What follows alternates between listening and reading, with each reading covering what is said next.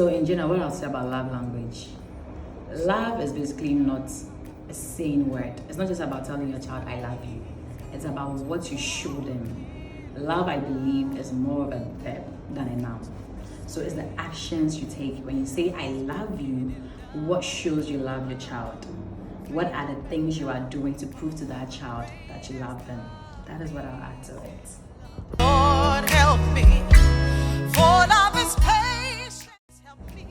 Hello guys, you are welcome back to my channel. I'm Discoveries, and if you are new to the channel, thank you so much, but don't forget to subscribe. Okay, so in the other video before the trip, I told you guys we'll be talking about other things that relates to parenting, and after I mentioned a lot of topics, guess which one won? Well, it was the love languages of children, yes. And so we are going to talk about the love languages of children written by Gary Chapman, yes. For love is patient, and love is kind. Love is not jealous. Okay, so like I said, yes, the book is by Gary Chapman, and he's written love languages of adults, of adolescents, and other things. But then we are going to focus on children. So if you have read the one for adults, it's just like the same thing for children, but then this time around it is more related to children. And the book has other things that I spoke about, but I'm going to focus more on the love languages of children. And then in the next episode, we'll continue with the other things. He spoke about loving the difficult child and discipline and some other juicy things that I know you would love to know.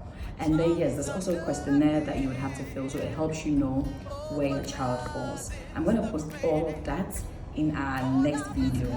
So do want to subscribe so that when I do a new video, you will be notified, okay? So let's just get into it, but that's after this break. Faith, hope, and love, but the greatest of these is love. Okay, so let's talk about the first love language, which is physical touch. And so not every child likes to be touched. Not all children are like touchy, yes. But then if you have a child that loves to be touched, it's very important that you give the child a lot of hugs, you kiss them, you cuddle with them, you do all those things that involve touch, because it is what makes that child feel loved. So don't forget, everything we're talking about is what will make a child or your child feel loved. So the first one is physical touch. Now the second one is words of affirmation. So there are some children that love it when you tell them, you are doing so well, oh good job. I work with children, and we have one particular boy. All you have to do is just say, good job, and this boy will do anything you want. And so if you have a child like that, if you want that child to be motivated, that child to keep doing the things you want them to do, or to feel loved, it means that you have to use a lot of words of affirmation. Well done, that's awesome, amazing, oh wow, I love the way you are doing this. All those sweet words that you can think of that would make that child feel loved and appreciated. And then we go to the third one, it's quality time. It's very important that you make time. For the children, that quality time is their love language. In fact, most children love this. Make time for them. And when you make time for them, don't get distracted. Don't go halfway and say, oh, I have to, pick this call. Oh, I have to reply this message. Oh, I have to go this. Oh, can I get this? Make time for them. So if it's maybe a family time, probably every Friday evening, the family will have a game night or a movie night, whatever it is. Just give them that thing to look forward to. So probably the whole week, they know that every Friday evening we have a movie night with the whole family. So that child always looks forward to that Friday. And so the moment something is, coming up, they're like, no, Friday is for family. Friday is maybe mommy time or daddy time. Sometimes it's even just probably before they go to sleep. Every day, probably from maybe 8 to 8:30, the child knows that this is the time that mommy talks to me. This is the time that I tell mommy how my day went. Just make sure you just have that time for that child with no distractions. Then we move to gifts. And so there are some children that love gifts, not just any gifts, but meaningful gifts. So probably the child has this favorite show they like to watch. You can get them a ticket to the cinema to go and watch it. Or probably there's this cartoon they like so much. You can get them a top with that cartoon in it. Or there is this bag they saw that they're like, oh wow, I like maybe Anita's bag is so nice. You don't buy it for them immediately, but if they do something that you are so happy about, you buy that bag for them. Trust me, that child will want to do everything nice just so that next time they get an amazing gift like that.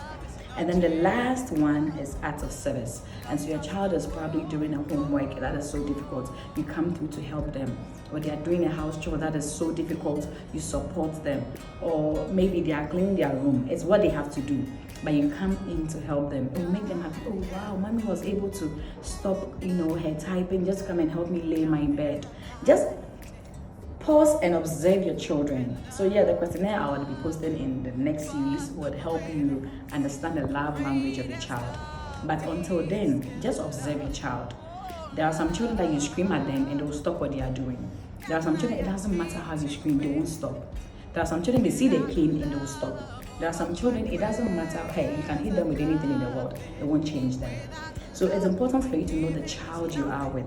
Whether your own child, your nephew, your niece, whoever, whichever child you are working with, it's very important for you to observe and know which of these things speak to them. But don't forget, most children may fall under all of this. Some, it will just be two, some one. Whatever it is, just make sure that you pay attention. If it is physical touch, like touch, give the child a lot of love, a lot of hugs, kisses. If it is words of affirmation, thank you, oh wow, you look beautiful, like all those things. If it's time, give them undivided attention. If it is gifts, surprise them. It shouldn't just be a birthday before you give them a gift. If it is acts of service, find that thing that child finds it hard to do and do it for that child, and they'll feel so loved. And so this is where I'm going to end today's series on, but there is more to come. And like I'm saying, all these things are from The Love Languages of Children by Gary Chapman. And so you can also, get the book and read, that's fine. But if you do not want to read, I'm still here to discover and learn with you. And so, like I said, this is where I would end today's series or episode of parenting, and the focus is on love languages of children. Do want to share, to like, and if you have not subscribed, please subscribe. Anyway, so we call it a day. Thank you so much. I'm Discover and Learn. My name is Anna Mosepina, but my mommy will say Miss Mo. See ya.